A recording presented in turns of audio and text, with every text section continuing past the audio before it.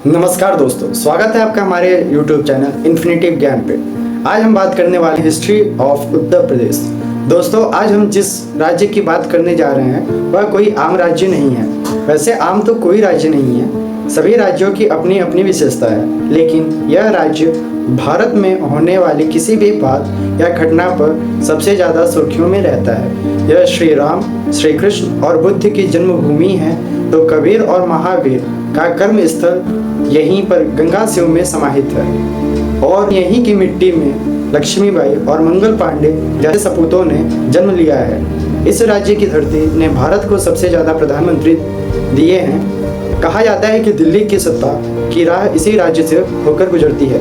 यह राज्य देश की राजनीति की दिशा और दशा तय करती है। आर्थिक मुद्दों में भी यह सबसे आगे है। यह अपनी गंगा, जमुनी तहजीब और अपनी नज़ाकत के लिए सारी दुनिया में फेमस है। दोस्तों, हम बात कर रहे हैं उत्तर प्रदेश की। भारत के उत्तर प्रदेश मध्य में बसा उत्तर प्रदेश भारत का सबसे अधिक आबादी वाला और चौथा सबसे बड़ा राज्य है। यह राज्य जितना नायाब से भरा है उतना ही ऐतिहासिक भी है। उत्तर प्रदेश वैदिक काल में इसे ब्रह्म ऋषि मध्य देश के नाम से जाना जाता था। यह वैदिक काल के कई महान ऋषि भारद्वाज, गौतम, याज्ञवल्क्य, वशिष्ठ, विश्वामित्र, वाल्मीकि आदि की तपोभूमि रहा। आर्यों की कई पवित्र पुस्तकें भी यहीं लिखी गई। भारत के दो महाकाव्य में रामायण और महाभारत की कथा भी इसी क्षेत्र पर आधारित है। उत्तर प्रदेश का इतिहास लगभग 4000 वर्ष पुराना है। जब आर्यों ने सरजमी पर कदम रखा और वैदिक सभ्यता का आरंभ हुआ, तभी से यहाँ का इतिहास मिलता है। आर्य सिंधु और सतलज के मैदानी भागों में यमुना और गंगा के मैदानी भाग और बढ़े। इन्होंने यमुना और गंगा के मैदानी भाग को और घाघरा क्षेत्र को अपना घर बनाया। इन्हीं आर्यों के नाम पर भारत देश का नाम आर्यव्रत अथवा भारतवर्ष पड़ा।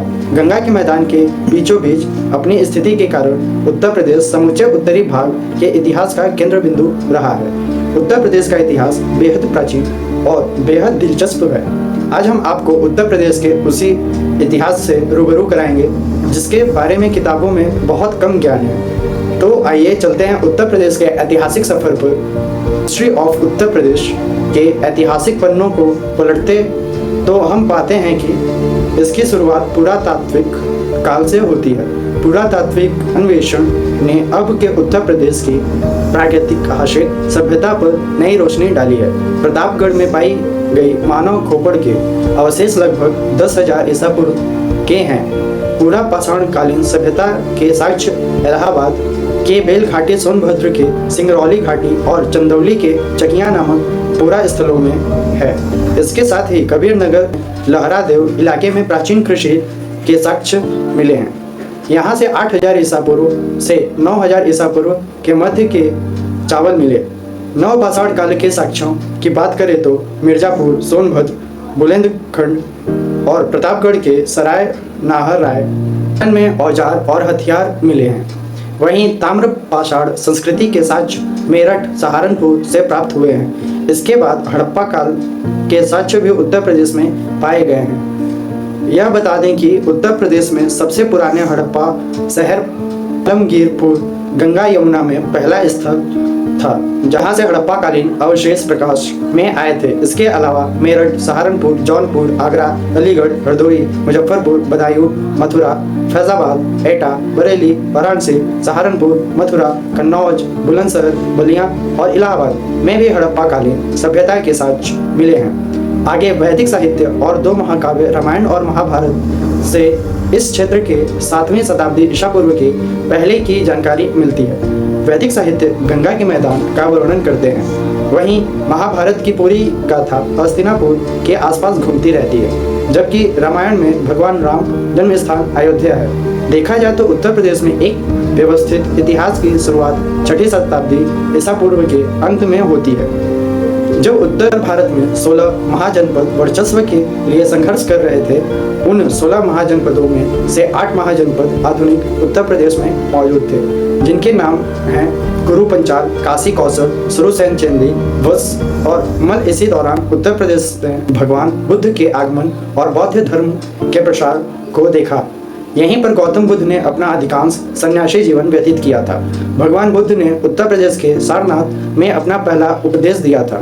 चौखंडी स्फूर्त यहाँ उस स्थान को चिन्हित करता है जहाँ भगवान बुद्ध अपने शिष्यों से मिले थे। इसी कारण उत्तर प्रदेश को बौद्ध धर्म का पालन कहते हैं। अगर हम शासकों की बात करें तो पहली शताब्दी से छठी ईस्वी तक उत्तर प्रदेश मौर्य, कुषाण, गुप्त, वर्धन वंश, गुर्जर प्रतिहार के शासकों के नियंत्रण में रहा। मौर्य सम्राट चंद्रगुप्त प्रथम 330 से 380 ईसा पूर्व के काल में देखने को मिला। इसके बाद 268 से 232 ईसा पूर्व तक सम्राट अशोक ने यहाँ पर अपना साम्राज्य का विस्तार किया। अशोक काल के दौरान कला, वास्तुकला अपने चरम पर थे। सम्राट अशोक के बौद्ध धर्म को अपनाने के बाद उन्होंने बड़े पैमाने पर बौद्ध स्तूप और मूर्तियों का निर्माण करवाया। इस काल में कला का एक नया अध्याय शुरू हुआ। पहली शताब्दी ईस्वी में कुषाण ने एक ऐसे विस्तृत साम्राज्य की स्थापना की जिसमें उत्तरी भारत के अधिकांश भाग के अतिरिक्त मध्य एशिया के कुछ प्रदेश भी शामिल थे। भारतीय संस्कृति के इतिहास में कुषाण काल का अत्यंत महत्वपूर्ण स्थान है। कुषाण के संरक्षण में भारत ने धर्मकला, साहित्य, दर्शन आदि के क्षेत्र में अत्यधिक उन्नति की। कुषाण शासकों के प्रयासों से ही भारतीय सभ्यता और संस्कृति के प्रसार के लिए मध्य और पूर्वी एशिया के द्वार खुले। कुषाण ने उन परिस्थितियों में लगातार 2 सदियों तक उत्तर प्रदेश सहित उत्तर भारत पर शासन किया। कुषाण काल में मथुरा कला का विस्तार हुआ। मथुरा नरेश वंश ही वह उत्तर भारत का एक बड़ा व्यापारिक केंद्र भी रहा है। कुषाण शासक कनिष्क का शासनकाल मथुरा कला का स्वर्णिम काल रहा है। इसके बाद गुप्त साम्राज्य का शासन रहा। गुप्त वंश में शासक समुद्रगुप्त ने लगभग 330 से लेकर 380 ईस्वी तक इस सरजमीन पर शासन किया। इसके बाद चंद्रगुप्त द्वितीय ने लगभग 380 से लेकर 400 ईस्वी तक यहाँ पर राज्य किया। गुप्त काल के दौरान ही हिंदू कला का भी काफी विकास हुआ। गुप्त साम्राज्य को तोड़ने वाले 9 के आक्रमण के बाद गंगा यमुना दबाव ने कन्नौज का उदय देखा। एक अन्य प्रसिद्ध शासक हर्षवर्धन ने से लेकर 647 ईस्वी तक उत्तर प्रदेश पर शासन किया। इन्होंने कन्नौज के पास स्थित अपनी राजधानी से समूचा उत्तर प्रदेश, बिहार, मध्य प्रदेश, पंजाब, राजस्थान के कुछ हिस्सों पर शासन किया। हर्षवर्धन के शासनकाल के दौरान कन्नौज साम्राज्य अपने चरमोत्कर्ष पर पहुंच गया था। हर्षवर्धन की मृत्यु के तुरंत बाद उनका साम्राज्य कई राज्यों में बिखर गया, जिसके बाद इस क्षेत्र पर नियंत्रण करने के लिए एक त्रिकोणीय संघर्ष विकसित हुआ, जिसमें पश्चिम और उत्तर क्षेत्र से गुर्जर प्रतिहार साम्राज्य, पूर्व से बंगाल के पाल साम्राज्य और दक्षिण के ढक्कन से आधारभूत राष्ट्रकूट साम्राज्य शामिल थे।